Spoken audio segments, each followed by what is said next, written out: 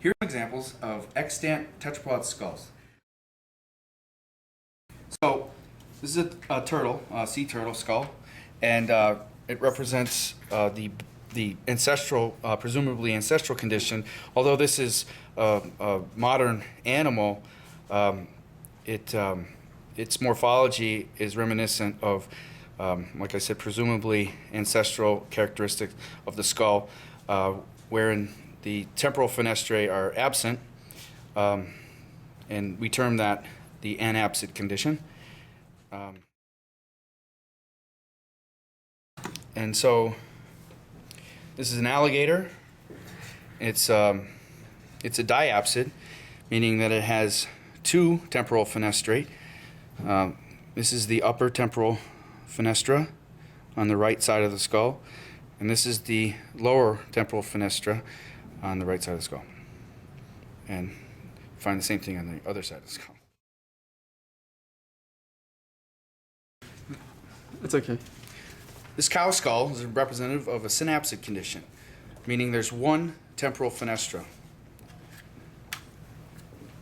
This is the orbit, where the eye is located, and beyond the posterior to the postorbital bar is the hole known as the temporal fenestra. And this is where muscles would attach to the lower jaw.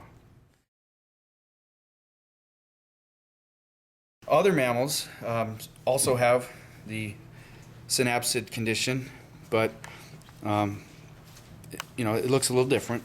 The postorbital bar is not completely closed on this cat, but the bar would differentiate the orbit from the temporal fenestra.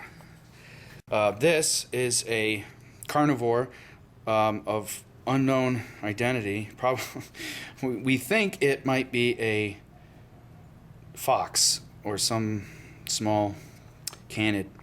And the temporal fenestra here is also visible.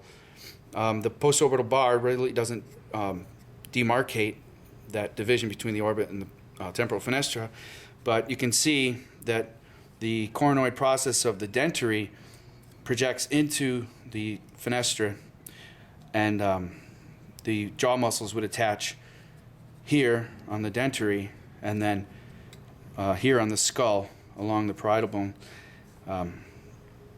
and anchored along this ridge here.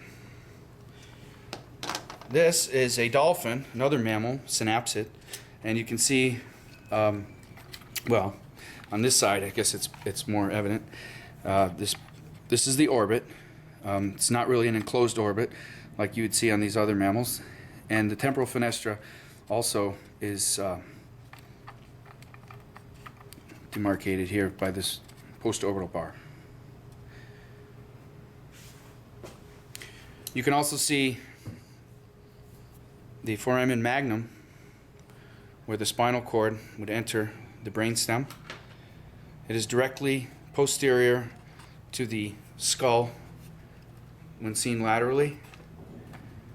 This is the dolphin, and they are an aquatic mammal that swims this way, and so it doesn't have to keep its head up, so its spine projects caudally directly behind the skull like this.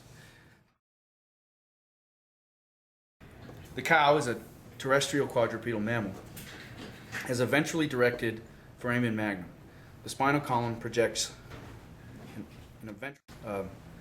The cow keeps its head upright, supported by very large neck muscles. And you can see the attachment points for the cervical vertebra quite large.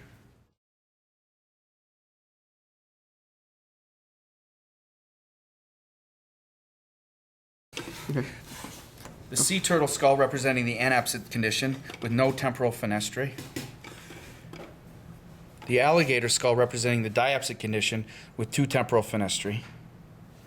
And then the cow here, the cat, the canid, and the dolphin, all representatives of the synapsid condition, where there is one temporal fenestra on each side of the skull.